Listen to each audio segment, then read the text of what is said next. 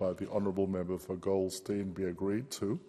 And I call the Honourable Member for Fowler. Thank you, Deputy Speaker. I'll quote I use a quote from Aristotle's book of Politics, a phrase: "Man is by nature a social animal." We humans are inherently social creatures who thrive in communities, according to Aristotle. We look for our tribes to belong to. We get pulled to groups and people.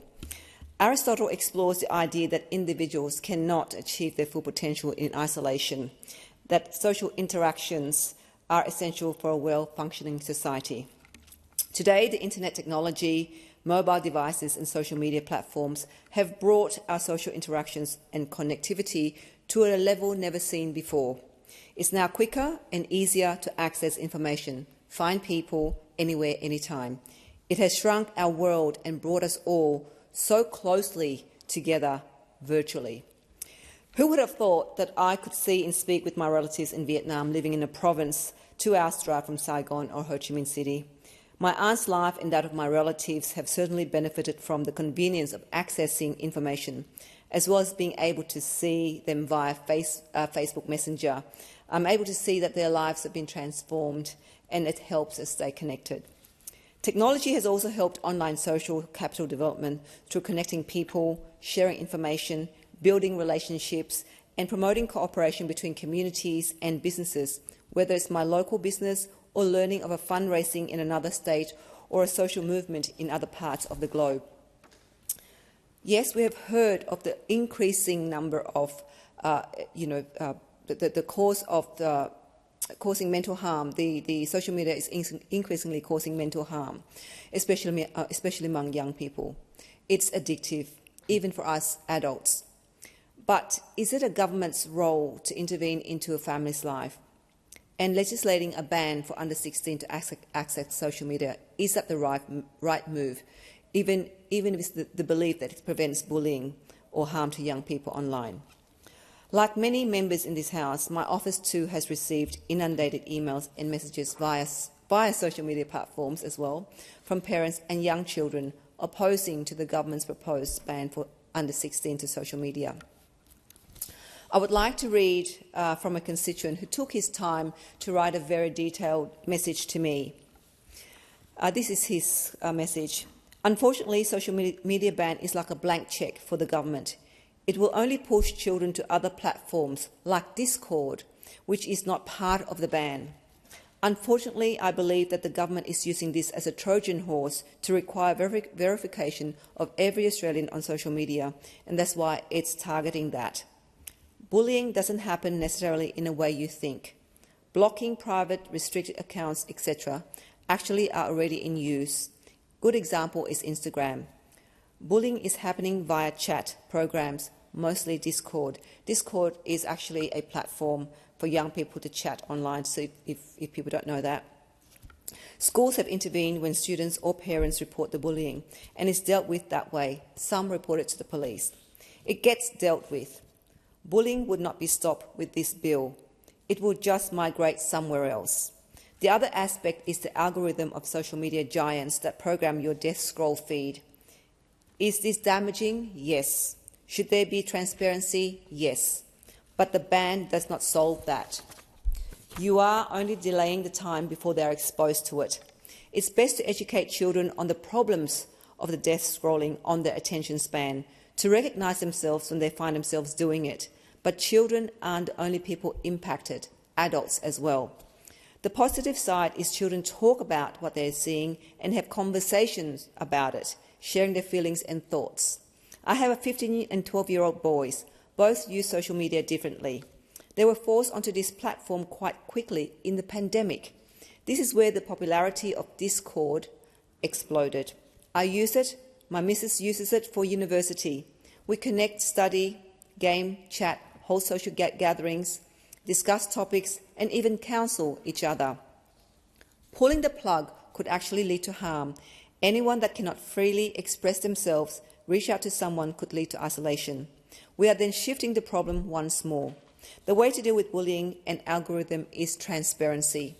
A great example is TikTok. Compared China's TikTok versus the rest of the Western world. One is like a children's classroom, the other can be like a cesspool. Interesting thing I have noticed is over time, children are rejecting and pushing back on what they are seeing. The gender ideology was very pervasive, and after about 1.5 years, it has slowly been overcome with a new, more healthy culture, where children have memed it out of existence. Creation of cryptic terms that negate and need importance of it, and to no longer bring it even into focus anymore. Whilst it's still being pushed, it is retracting quite a lot.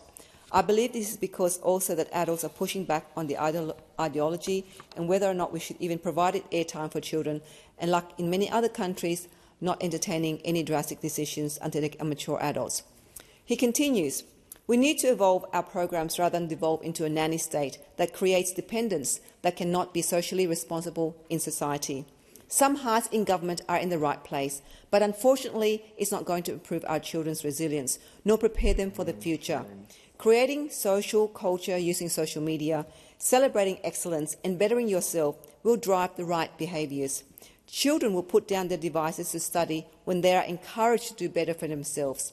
Motivation is sometimes a problem, and escapism is occurring on social media. Culture of helping and motivating others is what needs to be taught, and this is how we can transform social media at the roots. Children do not watch the news anymore, he said. He continues, they have absolutely no interest. They are only interested in culture now, and really we should be focused on this and not a ban. To John's point, I mean, we have become so reliant on our devices and by default on social media. We're now so dependent on it.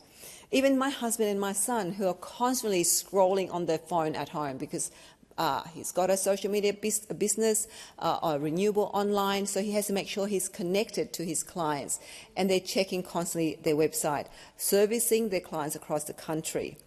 So when they're not checking their business, they're either browsing the web, play games, or chatting to colleagues and friends. Sometimes I too feel very exasperated because they're on their devices constantly. But we do have a rule in place, and put a rule in place that when we're together as a family, the phone is put aside. Another rule is that when we go to bed, the phone is outside the bedroom. We've got no devices in our bedroom, not even a TV.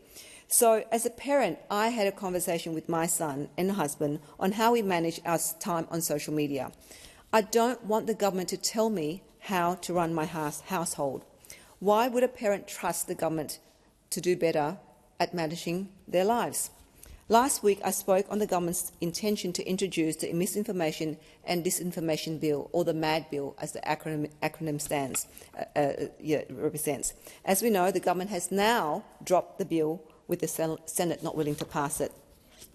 The intention of the MAD Bill, or the Misinformation and Disinformation Bill, was to introduce the social media platforms take responsibility for the content that gets posted, and that these platforms would do all it can to ensure that it's responsible for the content that gets shared.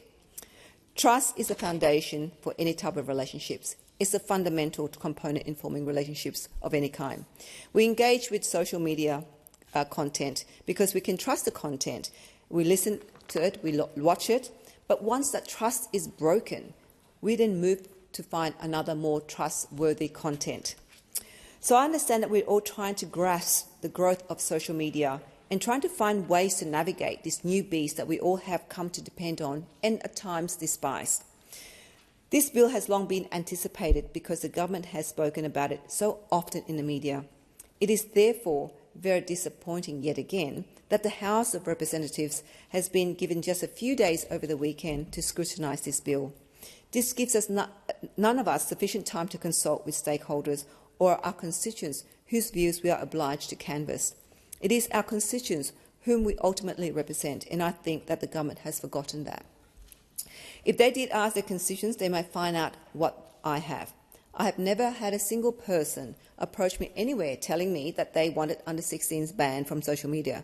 Neither did I have anyone asking me for a misinformation bill. I have, however, been inundated at my electorate, as I mentioned, in Fowler, by emails and phone calls from concerned residents about misinformation bill, the digital ID bill, and the anticipation of this online safety amendment bill. As you can sense, I'm going to oppose this legislation just like I was with the now doomed misinformation bill. My main reason for opposing this bill is because I firmly believe that they erode personal responsibility, undermine parents, restrict freedom of expression, and may inadvertently do more harm than good. I would like to know what research has been done with regards to the effect that this bill will have on families. Replacing the fundamental discretion and responsibility of parents with laws must surely impact the functionality of Australian families. When it comes to individual responsibility, history tells us that once government takes over what was up till now an individual choice, it is seldom reversed and never empowering. I know that all members in this House are deeply and genuinely concerned about the scourge of bullying. I know that we're all being shocked and deeply moved by the reports of suicides and self-harm of children. But bullying between children is not a new phenomenon. In fact, cutting children off from social media may well remove a vital source of help for them. Many government and charitable organisations have a presence on these platforms that children can safely access. The social media platforms affected by this bill are places where young people benefit from positive interaction while gaming and sending messages, for example, as they learn how to operate in the world. And we have also been approached by children organisations as well as academics who have opposed this bill because they felt that there was not given sufficient time, and they know that the social media it provides children with a place for them to connect with their peers. So I think that this bill is misplaced in terms of interfering with the rights and responsibilities of parents and guardians. I think the bill seeks to avoid a problem by attacking a symptom.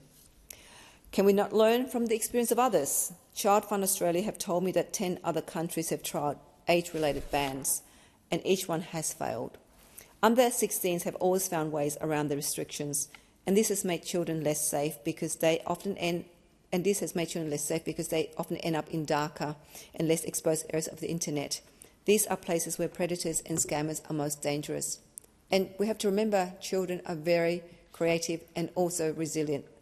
Give them that credit. I must admit to finding it very difficult to suspend my suspicions that the MAD bill and this online safety amendment bill and the digital ID legislation are not connected somehow. And I know that I'm not alone in this suspicion. Deputy Speaker, I believe parents and families are best to form and apply the rules. It may not be perfect, but it is better than the alternative. For this reason, I will not be supporting the bill. Thank you, Deputy Speaker.